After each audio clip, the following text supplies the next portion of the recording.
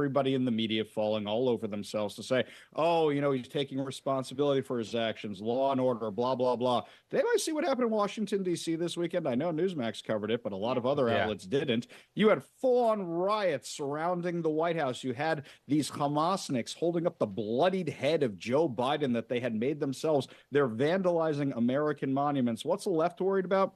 They're worried about pride crossing walks in Spokane, Washington, which somebody drove over a bunch of kids with their Lime scooters, left some skid marks on the thing, and they're prosecuting the kids, not going after anybody who was stopping Jews from walking on these college campuses. In fact, now Jewish organizations are suing a whole bunch of these colleges because they didn't do anything about it. Where's Joe Biden's Justice Department for any of that? We had this other story that we found out about this week that you literally had a 501c3 that was given its status by the Obama administration, which Joe Biden was part of, that has apparently been having as a contributor one of the people who was holding hostages in Gaza this weekend. Where's the Department of Justice? Why did these Jewish groups have to reach out and say, why the hell aren't you investigating these guys? Joe Biden has never represented law and order. Let's go back to the Obama administration. We had the Fast and Furious scandal. I didn't see Eric Holder see the inside of a jail room after they're giving away guns to cartels, which ended up in the death